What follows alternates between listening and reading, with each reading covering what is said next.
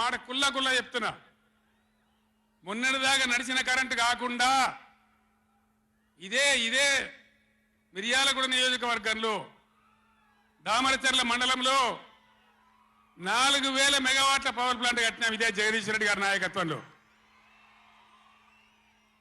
అయిపోయినాయి. 80% పనులు అయిపోయినాయి, 90% అయిపోయినాయి. అది కష్టపడి చేసేస్తే 2-3 నెలలు తిప్పల పడితే 4000 మెగావాట్ల పవర్ వస్తుంది. రామగుండంలో ఆనాడు మొదలుపెట్టినటువంటి ఎన్టీపీసీ పవర్ వచ్చేసింది. ఆల్రెడీ 800 మెగావాట్లు వచ్చింది, ఇంకో 800 మెగావాట్లు రాబోతా ఉంది. అంటే ఆనాడు నేను నడిపినాడు ఉన్నదానికంటే 5600 మెగావాట్ల పవర్ కరెంటు ఎక్కువ ఉండంగా కూడా వీళ్ళకి ఏం రోగం పుట్టింది? కరెంటు ఎందుకు ఇస్తలేరు? ఎందుకు తిప్పల పెడుతున్నారు? బిడ్డ అయ్యేలా చెలో నల్గొండతోనే ఆపం. ఎక్కడ దొరికితే అక్కడ బదాల నిలదీసి మీ కథలు చేస్తాం.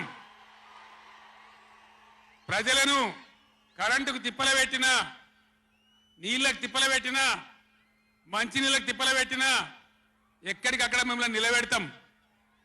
మిమ్మల్ని గవర్నమెంట్ తెచ్చిండ్రు, మాకేం బాధ్యత ఇచ్చిండ్రు? ప్రతిపక్షం బాధ్యత ఇచ్చిండ్రు. మిమ్మల్ని నిలదీసే బాధ్యత మాకు ఇచ్చిండ్రు.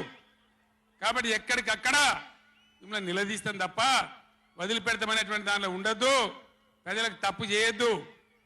నేను హెచ్చరిస్తా ఉన్నా ఈ రాష్ట్ర ప్రభుత్వాన్ని, ఏ విధంగా బీఆర్ఎస్ గవర్నమెంట్ ఇచ్చిందో వెంటనే కరెంటు పునరుద్ధరించాలి. ఆ విధంగా మొత్తం రాష్ట్రానికి, రైతాంగానికి కరెంటు ఇవ్వాలి. కానీ వీళ్ళ వ్యవహారం ఎట్లున్నది? చరిత్రలో ఎన్నడూ లేదు. అసెంబ్లీలో తెచ్చి జనరేటర్ పెట్టిన వీళ్ళ తెలివికి అసెంబ్లీలోనే